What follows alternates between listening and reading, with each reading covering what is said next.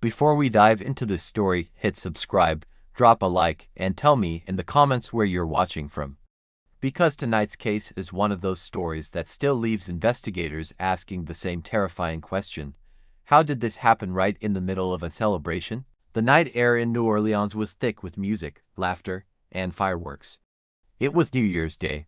Crowds packed the streets of the French Quarter.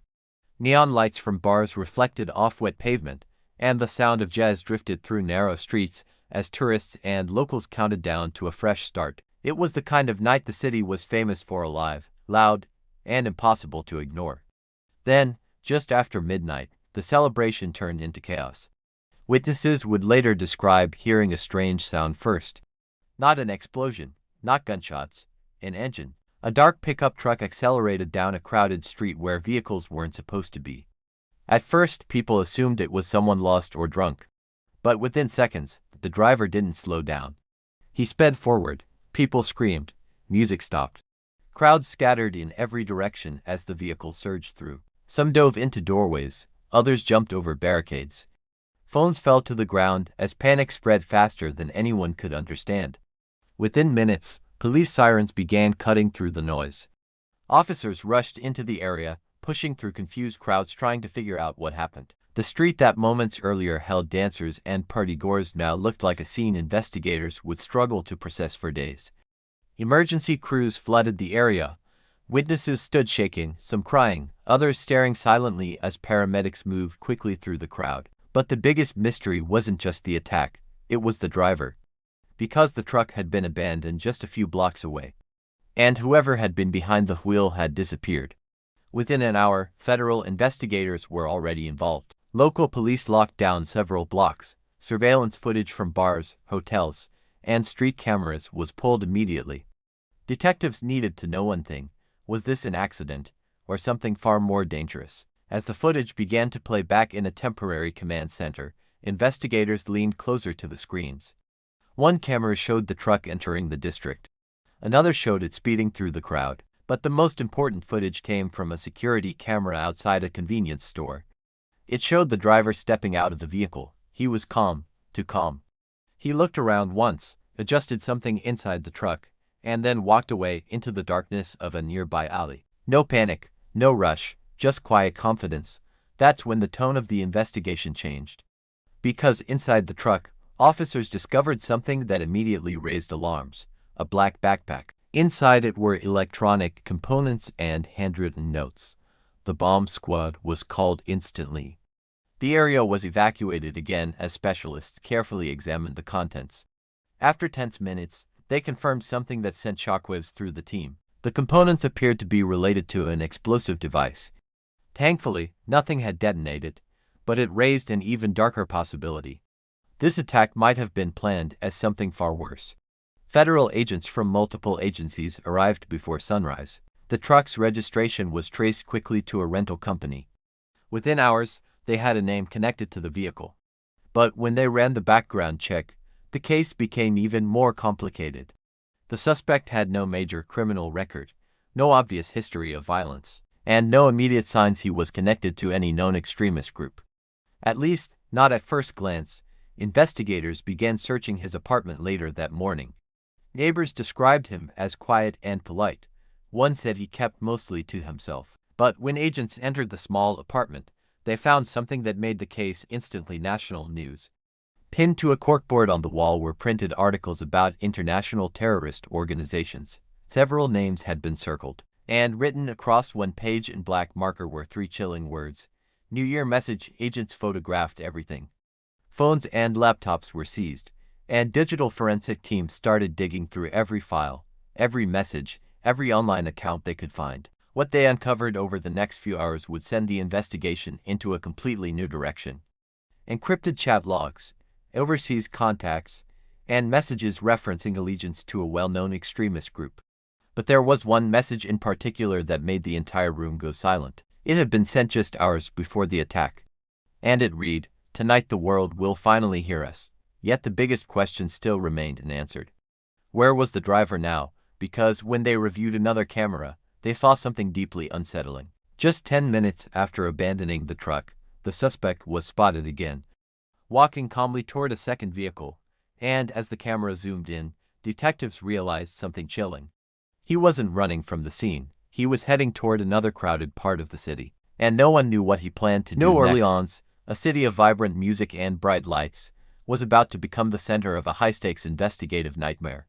It began in the shadows of a dimly lit parking garage. Nighttime, grainy surveillance footage captured a man moving with eerie, robotic calm. In a temporary command center, investigators worked through the night. Detective Marcus Landry leaned in, his eyes fixed on the flickering monitors. Landry paused the video. Under a yellow light, the suspect's face finally became clear. This was the first break they needed. Facial recognition software began its rapid search, scanning millions of records. Within seconds, a profile emerged from the digital void. Kareem Adaj, 32 years old, a former engineering student right here in Louisiana. He was described as brilliant, yet dangerously quiet. To understand his path, they looked back. He was once a top student, obsessed with complex systems and engineering. But the digital trail told a darker story. Federal analysts began uncovering a labyrinth of encrypted apps and hidden files. Embedded deep within the code were symbols of radicalization. ISIS propaganda had found its way into Haddad's quiet world. The timeline was terrifyingly short. In just 6 months, his messages shifted from academic curiosity to chilling threats against the city. The hunt moved to the streets. License plate readers flagged a stolen gray sedan moving through the heart of the city. Near Canal Street, an officer spotted the vehicle. The manhunt was no longer a digital ghost chase, it was a physical pursuit. Adaj wove through holiday crowds with surgical precision.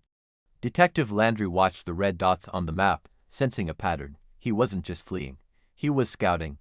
Every turn was a calculation, every stop a potential target for something much larger. Suddenly, the sedan ducked into a narrow, dark alley. When the police closed in moments later, the vehicle was empty. Landry touched the hood. It was still warm. Adaj had vanished into the brick and mortar of the old city. Forensics soon found a connection. Adaj had been in constant contact with a mysterious figure codenamed Falcon. The signal led them to the industrial outskirts. A rundown warehouse by the Mississippi River became the focus of the final siege. Tactical teams moved in with silent precision. They breached the heavy doors, expecting a fight, but found a haunting silence instead. Inside, a room was filled with glowing monitors.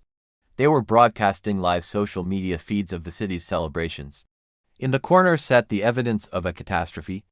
Backpacks, heavy and filled with explosive materials, were ready for transport. Landry approached a lone laptop.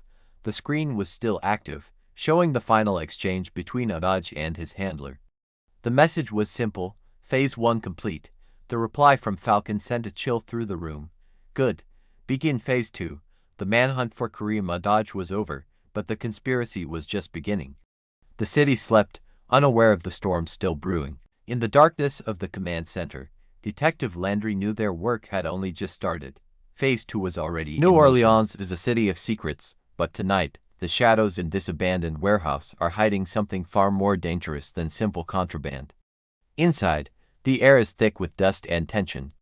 Detective Marcus Landry and his team have been tracking a ghost for months. They found his base, but the man himself is nowhere to be seen. Instead, they find a chilling confirmation of their worst fears. Landry knows this isn't a lone wolf operation. Falcon is out there, and the clock is officially ticking on whatever comes next. The command is given.